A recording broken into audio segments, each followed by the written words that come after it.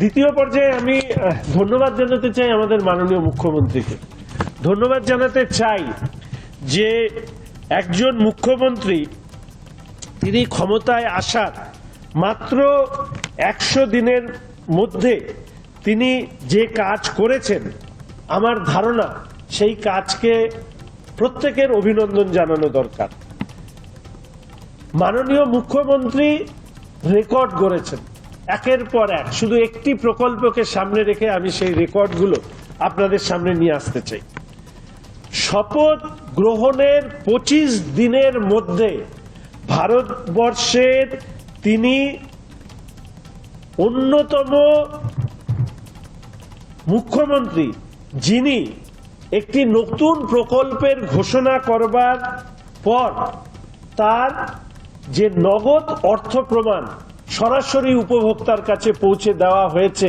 ভারতবর্ষে এর আগে কোনোদিন কোন একটি সরকার আসবার পরে 25 দিনের মধ্যে প্রকল্প ঘোষণা এবং অর্থ প্রদান, এটা মুখ্যমন্ত্রী হিসাবে মাননীয় শ্রী শুভেন্দু অধিকারী মহাশয় এটা একটা রেকর্ড করেছেন। আমি আমার মাননীয় মুখ্যমন্ত্রীকে তার জন্য ধন্যবাদ জানাই।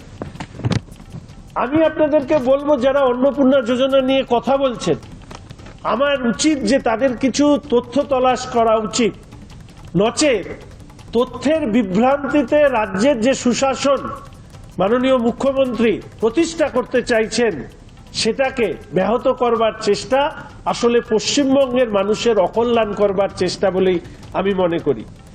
পশ্চিমবঙ্গে বিজেপি সরকার গঠন করবার 2 মাসের মধ্যে দ্রুততম 1 কোটিরও বেশি 1,45,00,000 উপভোক্তাকে প্রকল্পের আওতায় নিয়ে এসে তাদের কাছে অর্থ প্রদান করবার অতীত নজির এখন পর্যন্ত কেউ দেখাতে পারেনি। 2 মাসের মধ্যে 1,45,00,000 মানুষ শুধু অন্নপূর্ণা যোজনায়। এই নজির আর কোন রাজ্যে আগে হয়েছে কিনা আপনাদের কাছে, সাংবাদিক বন্ধুদের কাছে অনুরোধ করব যে আপনারাও এই বিষয়ে আলোকপাত করতে পারবেন। এই সময়কালে আমাদের অন্নপূর্ণা যোজনা নিয়ে যে বিভ্রান্তি তৈরি করবার চেষ্টা করা হচ্ছে, আপনারা শুনলে অবাক হবেন যে বার্ষিক 12 লক্ষ টাকা পর্যন্ত পারিবারিক আয়ে থাকা মহিলাদেরকেও এই প্রকল্পে অন্তর্ভুক্তকরণ করবার সুনিশ্চিত করা হয়েছে। যেখানে অন্যান্য ক্ষেত্রে আমি ধরে নিতে চাই মহারাষ্ট্র, মধ্যপ্রদেশ, তেলেঙ্গানা ইত্যাদির ক্ষেত্রে সেটা আয়ের সর্বোচ্চ সীমা 2.5 লক্ষ টাকা এবং তেলেঙ্গানার ক্ষেত্রে এই 2 লক্ষ টাকা নির্ধারণ করা হয়েছে। ফলে স্বাভাবিকভাবেই যারা এই ধরনের বাক্য বিনিময় করছেন, বিভিন্ন মিডিয়ায় বিভিন্ন সামাজিক মাধ্যমে পোস্ট করছেন, তারা ভারতবর্ষের অন্যান্য রাজ্যের সাথে তুলনামূলক আলোচনা করলেই আজকের দিনে দাঁড়িয়ে তারা বুঝতে পারবেন যে একজন মুখ্যমন্ত্রী যেভাবে কাজ করছেন সেখানে দাঁড়িয়ে তাকে ধন্যবাদ দেওয়াটাই এই মুহূর্তে সময়ের দাবি।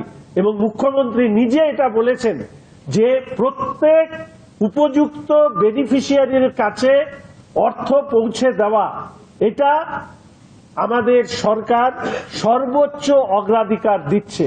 ফলে এই বিষয় নিয়ে বিভ্রান্তি তৈরি করা নয়, বরঞ্চ আমাদের মাননীয় মুখ্যমন্ত্রী 3,000 টাকা যে নগদ সহায়তা দেওয়া হচ্ছে, অর্থাৎ বছরে 36,000 টাকা যে নগদ সহায়তা দেওয়া হচ্ছে, এটা সর্বোচ্চ। এরপরে অনেকগুলো রয়েছে যেখানে কোথাও 2,500, যেরকম হিমাচল প্রদেশে ইন্দিরা গান্ধী পেয়ারি বহিনা প্রকল্পে দেওয়া হয় 1,500 টাকা, তার দ্বিগুণ। তামিলনাড়ুতে দেওয়া হয় 1,000 টাকা, তার 3 গুণ।